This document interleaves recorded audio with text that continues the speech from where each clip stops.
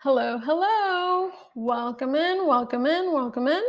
So we are going to discuss our April market update. So we are currently in May, and I want to make sure that everybody remembers why we do it. 30 days later is because real estate is a lagging indicator, right? That's the technical term, right?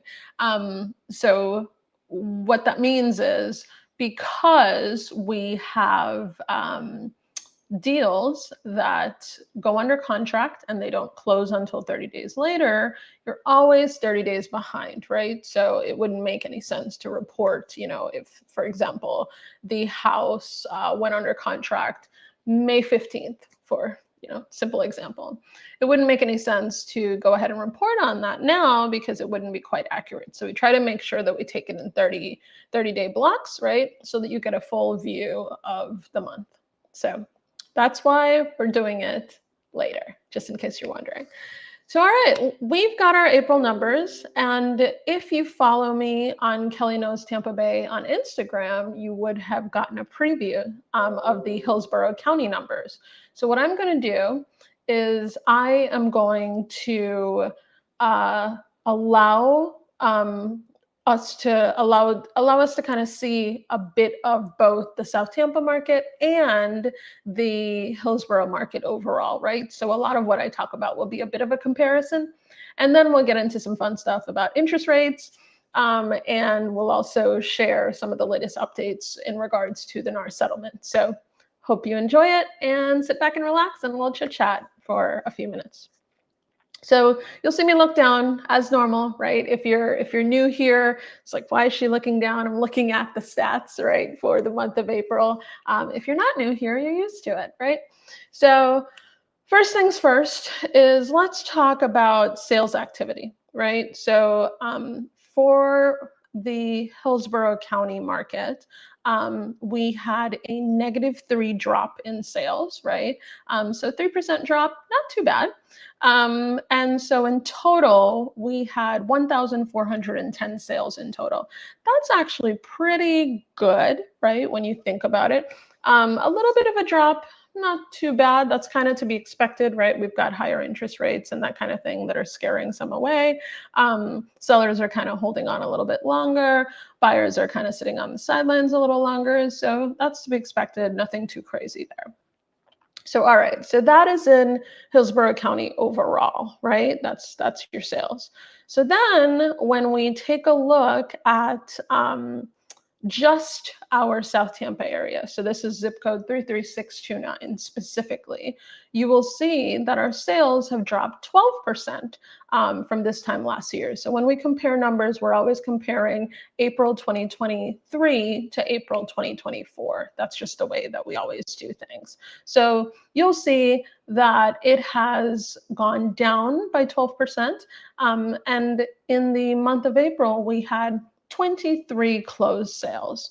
So a bit less, but nothing to be alarmed by, right? A number like that isn't something that would scare us. So all right, so now let's move on to new listings specifically. So in Hillsborough County, we had 1,955 new listings. That is up from 24%. So what does that tell us, right? That's a sign that more sellers are going, hey, I'm going to go ahead and put my house on the market, right? I think now is a good time. And they're right? It is a good time to put your house on the market. So that's from a Hillsborough County perspective, what we're seeing in terms of new listings. We are seeing a similar effect within our South Tampa market, right? So we see 48 new listings, and that number is up 17% from a year ago. So that's also good. That's also a positive. Then from there, let's take a look at the median price, right? So we've got these 48% increase in Hillsborough County, and we've got the 17% increase in South Tampa overall. So what is everybody listing for, right? What is our median price? So in Hillsborough County, we've got 429 250, right? So $429,250 is your median price, and that number has gone up by 2.2%. And then when we look at just South Tampa, so 33629, that number changes, and we are at 1.2 million is the average median sales price, and that number is actually down in South Tampa by 15%. So what does that tell us? That tells us that our market is weakening a bit when it comes to the prices, right? There will be some more price drops that will follow, which makes sense, right? Because if we've got more listings, right, there's less competition, right? More supply, right, means that you decrease the price. So that comes without being a shock to us, right? So now let's take a look at our active listings, right? So we've got in Hillsborough, that is, we've got 3,623 active listings, and that number is up quite a bit. So that number is up by 48%. That's a pretty large number, right? That's almost 50%. So big increase that we have there. And then in terms of South Tampa specifically, we are up 21%. Interesting, right? So we're up 21%. The number of active inventory in South Tampa specifically is 108. So that's pretty impressive, right? We're increasing. We're not increasing quite as much as the larger Hillsborough County. South Tampa, as we all know, right? We live in a desirable neighborhood, right? So usually you won't see as much. But yeah, it's interesting to see that, or the amount of people wanting to sell is increasing. It's also interesting to see that the price of those sales is decreasing. We're kind of starting to try to balance out, is what I'm picking up from this. So that is your market report, right? In terms of what is going on in Hillsborough County, the larger Hillsborough County, and then specifically what is happening in our South Tampa neighborhood. So that's your first piece. So now let's talk about, I alluded to interest rates, right? And kind of how they're affecting things. So I get this question often, right? And the question is, should I sit on the sidelines? Should I jump in? And it is a question that you get from both sellers and buyers on all sides. So I'll say this, right? There's a few things we just talked about in our South Tampa neighborhood. Because we are a more luxury market, that means that when we get decreases, our decreases are going to be a bit more rapid, right, than the rest of the market, and a larger number, right, as well.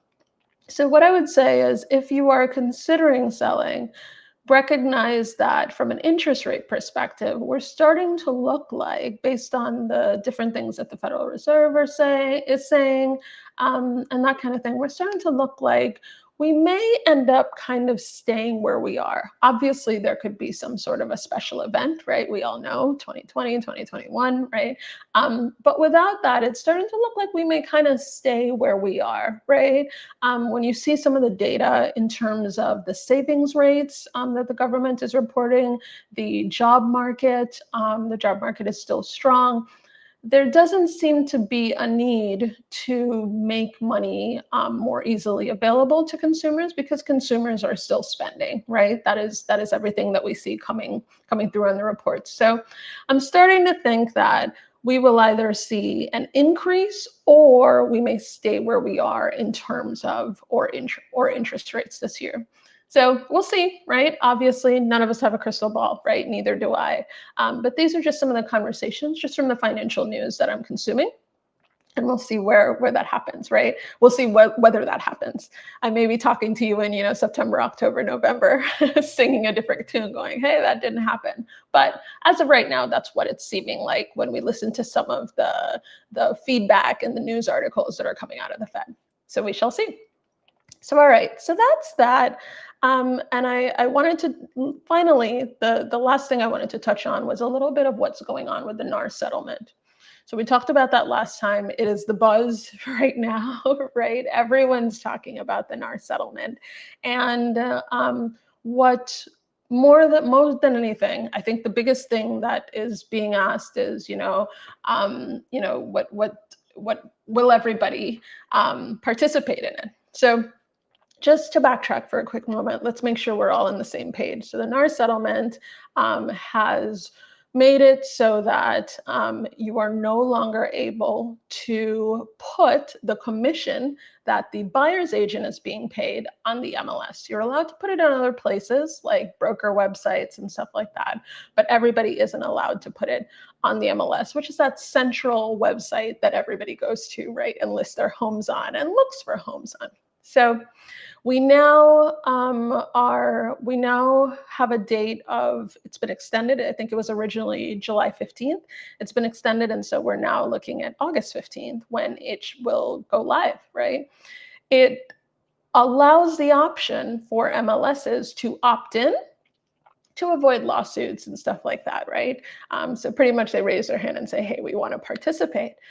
Well, we have been waiting to kind of see how that would play out. We have our first MLS that has now raised its hand and said, we don't want to be a part of this.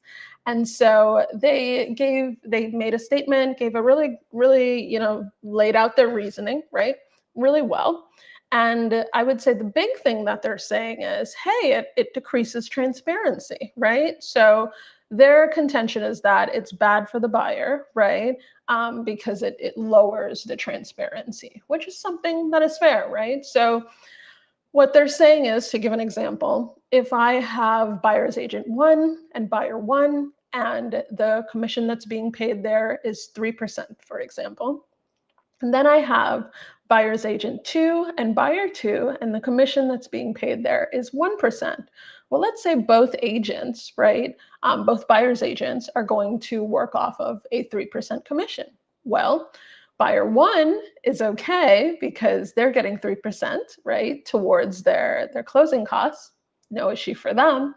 But buyer number 2, who is only receiving 1% towards their closing costs, is now going to have to come up with 2% to cover the buyer's agent's commission, right? Because obviously the buyer's agent isn't going to work for free, right? So the concern there is now it's possible to change that between the two, right? So maybe I like you more, or maybe we are, buddies. So I'll offer you 3%, but offer somebody else 1%, right? And so that's what they're arguing, right? Their argument is that takes away transparency. And hence it hurts the buyer because you now have a buyer that has to come out of pocket when really they wouldn't have had to if it was published, right? And everything was fair. So that is the latest. We will see where we land, right? You never know with this stuff, right? Just like how, last month when I was talking to you, I was telling you, hey, it's gonna go into effect July 15th. Well, now it's looking like that's August 15th. And now we have an MLS saying that I don't want to be a part of it. So what will happen? We'll have to keep watching, right? Like I said last month, it'll be interesting to see how this changes the buyer's agent relationship. Will buyer's agents be more picky about who they choose? Will buyer's agents decide that they are going to work on a retainer? So, $1,000 a month, every month, I will show you this many homes, right, for that $1,000. If you want to go over that, I will, you will need to reimburse me per door, right, or per home that I show you. So it'll be interesting to see how this changes things. But one thing's for sure is changes are coming. So I am happy that we got to connect again this month. I enjoy these connects, and let me know if you have any questions.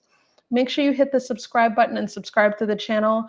And also too, if you are someone that is thinking about selling, make sure that you use the links in the description below and download that property FAQs guide, right? So that you can get your seller tips. It's important to understand, how do you stack up to the other homes on the market, right? So make sure you download that, check that out.